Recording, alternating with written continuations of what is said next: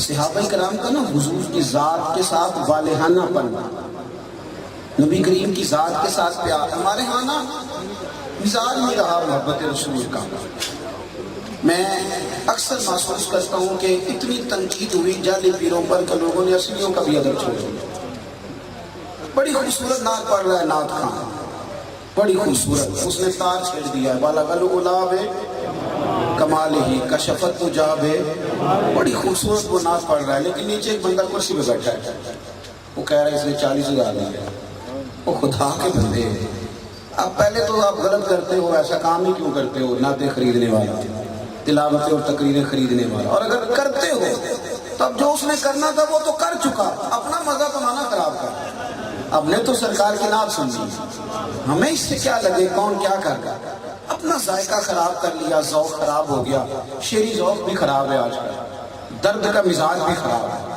کوئی بڑا اچھا مسجع مکفہ پڑھنے والا بھی ہو تو پھر بھی میرا زندگی میں تجربہ یہ ہے کہ نعت پڑھنے سے زیادہ نعت سننا کمال ہے۔ تو نہیں سمجھ آئیے آپ کو؟ نعت پڑھنا حضرت حسان کی سنت ہے، سننا نبی پاک کی سنت ہے۔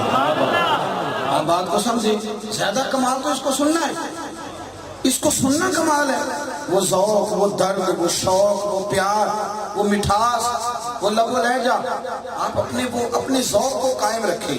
کبھی کبھی ویسے بھی نہ، ایک تو یہ ہے کہ محفل آئی تو نعت خواں آیا، کبھی کبھی ویسے بھی کسی نعت خواں کو ملے، اپنے محلے میں جو بچہ نعت پڑھتا ہے اسے کہیں یار سنا مصطفیٰ کریم کی کوئی نعت۔ کبھی کبھی اپنی طبیعت میں یہ ذوق پیدا کرے، کوئی اچھا شعر، تھوڑی بہت دلچسپی تھی شاعری سے جب پڑھتے تھے دوران طالب علمی، تو کبھی کبھی فون کرتے تھے کسی اچھے شاعر اور کہتے تھے یار کوئی نئی بات تو سنا، کوئی نیا شعر تو بیان کرنا، کوئی تذکرہ چھیڑنا محبوب کا۔ ہمارا ذوق، ہمارا درد، ہماری کیفیت، اس طرح ہم الجھے ہیں دنیا داری میں، اس طرح کا معاملہ ہوا ہے کہ وہ پیار سرکار کے ساتھ، وہ غلامی کا رشتہ یارو